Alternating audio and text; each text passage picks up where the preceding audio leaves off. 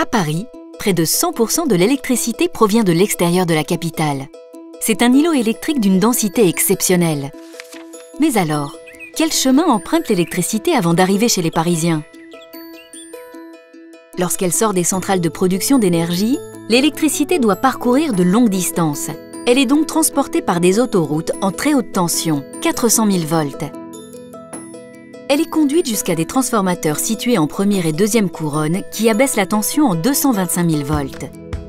L'électricité est ensuite injectée dans des galeries au cœur de la capitale par de gros câbles souterrains, les radiales. Celles-ci viennent alimenter les 36 grands postes de transformation de la capitale qui, à leur tour, abaissent la très haute tension en haute tension, 20 000 volts. L'électricité est alors acheminée via 5000 km de câbles haute tension souterrains jusqu'à des postes de distribution de quartier qui desservent chacun environ 500 foyers. Une fois cette dernière transformation accomplie, l'électricité est transportée via des câbles basse tension jusqu'aux colonnes montantes électriques des immeubles. Chaque foyer est alors alimenté en 230 volts. C'est la fin du voyage. Le réseau électrique parisien procure une continuité d'alimentation très élevée au premier rang des plus grandes métropoles, grâce à une architecture unique. En effet, l'électricité peut prendre plusieurs chemins pour alimenter un même quartier de la capitale. Résultat, une sécurité d'alimentation renforcée. Un vrai avantage pour les Parisiens, un vrai plus pour l'attractivité du territoire. Les postes de transformation sont répartis dans la capitale et reliés entre eux.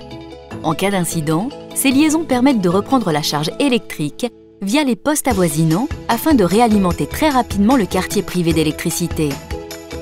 Équipés de réseaux de téléconduite innovants, les postes de transformation et les réseaux sont directement opérés à distance par l'agence de conduite régionale, ACR, où les chargés de conduite supervisent le réseau 24 heures sur 24. Par une meilleure répartition des charges électriques, ceci optimise l'empreinte carbone de la distribution d'électricité à Paris. De la même manière, chaque poste de distribution de quartier est raccordé à 2 câbles électriques. Lors d'un incident, des capteurs présents sur le réseau détectent le défaut et en quelques secondes, un automatisme de permutation permet à l'autre câble de prendre le relais. Malgré cette technologie de pointe unique en France et la vigilance des agents d'ERDF à Paris 24 heures sur 24, des coupures d'alimentation peuvent survenir lorsque les 2 câbles connaissent en même temps une avarie. C'est le double défaut.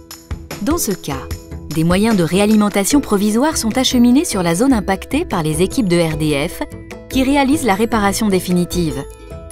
Aujourd'hui, un incident sur les câbles basse tension est détecté uniquement par les appels téléphoniques des Parisiens au centre d'appel dépannage de RDF.